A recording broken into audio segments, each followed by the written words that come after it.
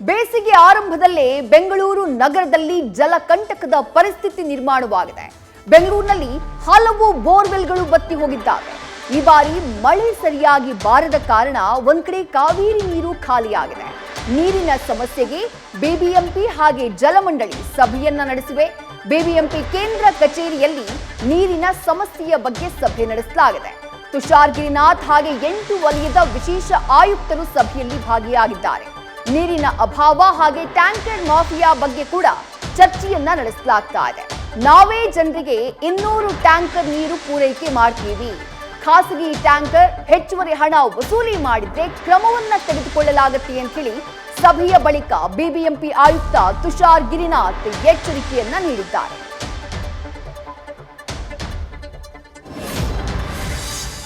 BBMP ವತಿಯಿಂದ ಈಗಾಗಲೇ 131 ಕೋಟಿ ರೂಪಾಯಿಗಳನ್ನು ಬೇರೆ ಬೇರೆ ಹೆಡ್ನಲ್ಲಿ ನಮ್ಮ ಮುಖ್ಯವಾಗಿ 5 ಹೊರಗಳಿರ್ತಕ್ಕಂಥ ಝೋನ್ ಅಂದರೆ ನಮಗೆ 8 ವಲಯಗಳಲ್ಲಿ east west and south and core ವಲಯ ಏನಿದೆ ಅದನ್ನು ಹೊರತುಪಡಿಸಿ ಉಳಿದು ಕಡೆಗೆ 110 ಹಳ್ಳಿಗಳು ಸೇರಿ ನಾವು 131 ಕೋಟಿ ರೂಪಾಯಿಗಳನ್ನು ಕೊಟ್ಟಿದ್ದೇವೆ. ಅದರಲ್ಲಿ ಮಹಾದೇವಪುರ, ಬೊಮ್ಮನಹಳ್ಳಿ ಮತ್ತು ಆರ್ ಆರ್ ನಗರದಲ್ಲಿ ಅರೌಂಡ್ 40-30 ಆ ಥರ ಇದೆ. ಉಳಿದು ಕಡೆಗೆ ಸ್ವಲ್ಪ ಕಡಿಮೆ ಪ್ರಮಾಣ, ದಾಸರಹಳ್ಳಿಯಲ್ಲಿ ಕಡಿಮೆ ಇದೆ. ಆ ಪ್ರಕಾರ ನಾವು ಕೊಟ್ಟಿದ್ದೇವೆ.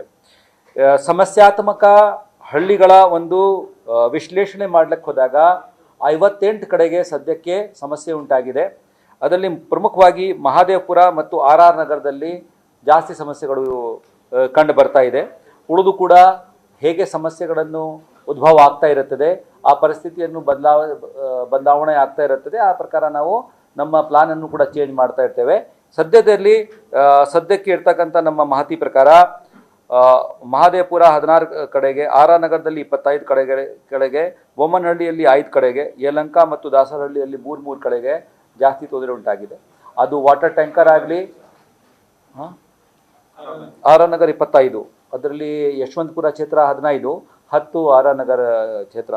ಇದು ಜಾಗ ಹಳ್ಳಿಗಳ ಲೆಕ್ಕ ಹೇಳ್ತಾ ಇಲ್ಲ, 210 ಹಳ್ಳಿಗಳು ಸೇರಿ ಏನು ಹೇಳ್ತಾ ಇದ್ದೀವಿ, ಈ ಒಂದು ಜಾಗ ಗುರುತಿಸಬೇಕಾಗಿರುತ್ತೆ ಆ ಕ್ಷೇತ್ರದಲ್ಲಿ. ಆ ಪ್ರಕಾರ ನಾವು ಹೇಳ್ತಾ ಇದ್ದೇವೆ. ಇದು ತಮಗೆ ಹೇಳಬೇಕಾದ್ರೆ BWSSB ಕಡೆಯಿಂದನೂ ಕೂಡ ನಮ್ಮ ಮಾನ್ಯ ಚೇರ್ಮನ್ BWSSB ಅವರು ಇಲ್ಲಿದ್ದಾರೆ. ಅವರು 1450 MLD ಸರಬರಾಜು ಮಾಡಲಿಕ್ಕೆ ನಮಗೆ 100% ಕೆಪಾಸಿಟಿ ಇದೆ. ಆದರೂ ಸಹ ಪಂಪ್ಗೆ ಜಾಸ್ತಿ ಅದನ್ನು ನಮ್ಗೆ ಬ್ಯಾಕಪ್ ಪಂಪ್ಸ್ ಏನಿರುತ್ತೆ, ಸ್ಟ್ಯಾಂಡ್ ಬೈ ಪಂಪ್ಸ್, ಅದನ್ನು ಕೂಡ ಬಳಕೆ ಮಾಡಿ ಈಗಾಗಲೇ 1472 ದಶಲಕ್ಷ ನೀರನ್ನು ದಿನನಿತ್ಯ ಒದಗಿಸ್ತಾ ಇದ್ದಾರೆ. ನಮಗೆ 100% ಕೆಪಾಸಿಟಿ 1450, ಅವರು ಕೊಡ್ತಾ ಇದ್ದಾರೆ 1472.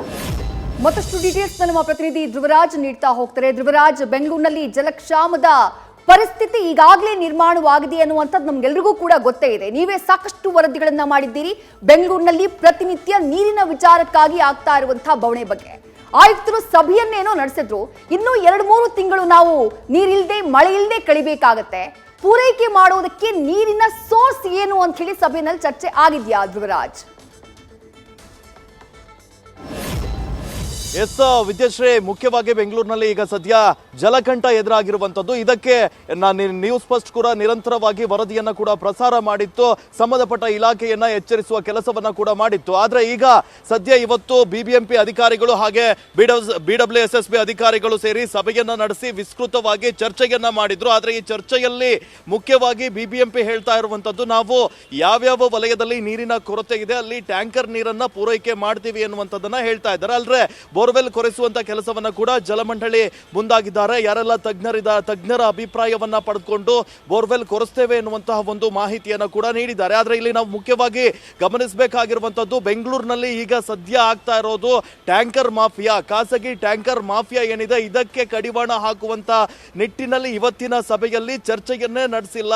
ಆದ್ರೆ ಈ ಒಂದು ವಿಚಾರದ ಬಗ್ಗೆ ಬಿಬಿಎಂಪಿ ಕಮಿಷನರ್ ಈಗ ಸದ್ಯ ರಿಯಾಕ್ಟ್ ಮಾಡಿರುವಂತದ್ದು, ಏನಾದ್ರೂ ಇದು ಮುಂದುವರೆದ್ರೆ ನಾವು ಇದೇ ತರಹದ ಸುಲಿಗೆ ಪೂರೈಕೆಯನ್ನ ಇವರು ಮಾಡ್ತಾ ಇದ್ರೆ ನಾವೇ ಟ್ಯಾಂಕರ್ ನೀರನ್ನ ಪೂರೈಕೆ ಮಾಡ್ತೀವಿ, 3,000 ಟ್ಯಾಂಕರ್ ನೀರನ್ನ ಪೂರೈಕೆ ಮಾಡ್ತೀವಿ ಎನ್ನುವಂತಹ ಒಂದು ಮಾಹಿತಿಯನ್ನ ಕೂಡ ನೀಡಿದ್ದಾರೆ. ಆದ್ರೆ ಸದ್ಯ ಈಗ 200 ಟ್ಯಾಂಕರ್ ನೀರನ್ನ ಜನರಿಗೆ ಪೂರೈಕೆಯನ್ನ ಮಾಡ್ತೀವಿ, ಎಲ್ಲೆಲ್ಲಿ ಅಗತ್ಯವಿದೆ ಆ ಒಂದು ಸ್ಥಳಗಳಲ್ಲಿ ಟ್ಯಾಂಕರ್ ನೀರನ್ನ ಪೂರೈಕೆ ಮಾಡ್ತೀವಿ. ಅಲ್ಲದೆ ಮುಂದಿನ ಕೆಲವು ದಿನ 2 ತಿಂಗಳುಗಳ ಕಾಲ ಆದಷ್ಟು ಸಮಸ್ಯೆ ಇರುತ್ತೆ. ಈ ಸಮಸ್ಯೆಯನ್ನ ಬಗೆಹರಿಸುವಂತ ನಿಟ್ಟಿನಲ್ಲಿ ಜನರು ಕೂಡ ನೀರನ್ನ ಮಿತವಾಗಿ ಬಳಸಬೇಕು ಎನ್ನುವಂಥದ್ದನ್ನ ಕೂಡ ಹೇಳ್ತಾ ಇದ್ದಾರೆ. ಆದ್ರೆ ಇಲ್ಲಿ ನಾವು ರಿಯಾಲಿಟಿಯನ್ನ ನೋಡ್ತಾ ಹೋದಾಗ ಕೆಳ ಹಂತದಲ್ಲಿ ಅಂದ್ರೆ ಗ್ರೌಂಡ್ ಲೆವೆಲ್ ಅಲ್ಲಿ ಸಾಕಷ್ಟು ಸಮಸ್ಯೆಗಳಿದ್ದಾವೆ. ಕಾವೇರಿ ನೀರು ಕೂಡ ಸರಿಯಾಗಿ ಬರ್ತಾ ಇಲ್ಲ. ಇಂತಹ ಒಂದು ಸಂದರ್ಭದಲ್ಲಿ ಈ ಒಂದು ಸಭೆ ಅತಿ ಮುಖ್ಯವಾಗಿತ್ತು. ಆದ್ರೆ ಸಭೆಯಲ್ಲಿ ಚರ್ಚೆ ಆಗಿದ್ದು ಮಾತ್ರ ಟ್ಯಾಂಕರ್ ನೀರನ್ನ ಪೂರೈಕೆ ಮಾಡೋದು, ಹಾಗೆ ಬೋರ್ವೆಲ್ ಅನ್ನ ರೀಡ್ರಿಲ್ ಮಾಡುವಂತಹದ್ದು. ಬೋರ್ವೆಲ್ ಕೊರೆಸಲಿಕ್ಕೆ ಈಗ ಸದ್ಯ ಆಗ್ತಾ ಇಲ್ವಂತ ಒಂದು ಅಭಿಪ್ರಾಯ ಕೂಡ ವ್ಯಕ್ತವಾಗ್ತಾ ಇದೆ. ಯಾಕಂದ್ರೆ ಬೆಂಗಳೂರಿನಲ್ಲಿ ಮಳೆ ಸುರಿದಿರಲಿಲ್ಲ, ಹೀಗಾಗಿ ಸಾಕಷ್ಟು ನೀರಿನ ಮಟ್ಟ ಕುಸಿದಿತ್ತು. ಈ ಒಂದು ನಿಟ್ಟಿನಲ್ಲಿ ಈಗ ಸದ್ಯ ಬಿಬಿಎಂಪಿ ಈಗ ಕ್ರಮವನ್ನ ಕೈಗೊಳ್ಳಲು ಮುಂದಾಗಿದೆ. ಬಿಬಿಎಂಪಿ, ಬಿಡಿಎ ಹಾಗೆ BWSSB ಒಟ್ಟಾಗಿ ಕೆಲಸವನ್ನ ಮಾಡಿ ನೀರಿನ ಸಮಸ್ಯೆಯನ್ನ ಬಗೆಹರಿಸುವಂತ ಕೆಲಸಕ್ಕೆ ಕೂಡ ಮುಂದಾಗ್ತಾ ಇದ್ದಾರೆ. ಆದ್ರೆ ಇಲ್ಲಿ ನಾವು ಮುಖ್ಯವಾಗಿ ನೋಡ್ಬೇಕಾಗಿರುವಂತದ್ದು ಸರ್ಕಾರದ ಗಮನಕ್ಕೆ ತಂದು ಈ ಟ್ಯಾಂಕರ್ ಮಾಫಿಯಾಕ್ಕೆ ಕಡಿವಾಣ ಹಾಕ್ತೀವಿ ಅನ್ನುವಂಥದ್ದನ್ನ ಕೂಡ ಇಲ್ಲಿ ಹೇಳ್ತಾ ಇದ್ದಾರೆ. ವಿದ್ಯಾಶ್ರೀ, ಥ್ಯಾಂಕ್ ಯು ಧ್ರುವರಾಜ್ ತಮ್ಮ ಡೀಟೇಲ್ಸ್ಗೆ. ನ್ಯೂಸ್ ಫಸ್ಟ್ ನಿರ್ಭೀತಿಯಿಂದ ನಿಮ್ಮ ಪರವಾಗಿ.